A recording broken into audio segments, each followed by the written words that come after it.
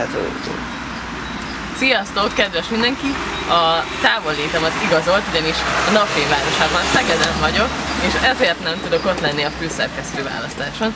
És az egy dolog, hogy én most videó üzenetben kommunikálok, de talán ez azért is jó, mert hát én nem tévét, nem rádiót, meg nem újságot szeretnék, hanem úgy mindent. Tehát szerintem ezzel senki nem lepődik meg. Arra gondoltam, hogy csinálnék egy blogot, hát már kész van a felület, egy tök egyszerű SNASZ blog felület, és azt találtam ki, hogy semmiféle szabály, semmiféle struktúra, én nem stábokat akarok invitálni, hanem csak kedvet csinálni, hogy menjünk el együtt forgatni, menjünk ki rendezvényekre, érezzük jól magunkat, és utána arról írjunk, vagy valóban menjünk ki forgatni.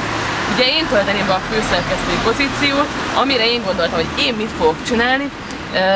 Hát van egy csomó tök jó dolog Budapesten, ami zajlik, és akkor ezeket én így elmondom, hogy ilyen koncert lesz, olyan kiállítás lesz, meg ilyesmik. Akinek kedve van, és velem tart, vagy én nem tudok kimenni, de kedvetek van, akkor kimentek forgatni, persze mindent megbeszélünk, hogy lenne jó ötletelünk kezdve, meg ilyesmi. Megcsináljuk a felvételt, összevágjuk és feltöltjük a blogra. De egyébként nem csak olyanokban gondolkozok, hogy ilyen tudósítás vagy ilyesmi, nincsenek műfaji korlátok, meg semmi ilyen kötelező dolog.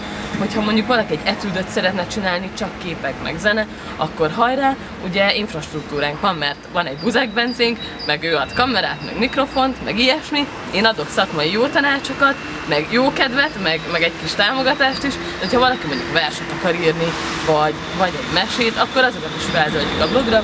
Semmi határidő, csak majd akkor, amikor ezekről egyeztetni kell, és hogy ilyet találtam ki, hogyha valakinek van kedve velem együtt dolgozni, akkor szóljon, és akkor hát csináljuk.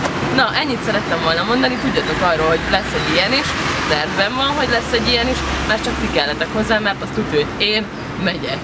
Na, hát sziasztok, szép délutánt, aztán mindenkinek, aki tévézni, rádiózni, írni akar, sok sikert! Sziasztok! Ciao.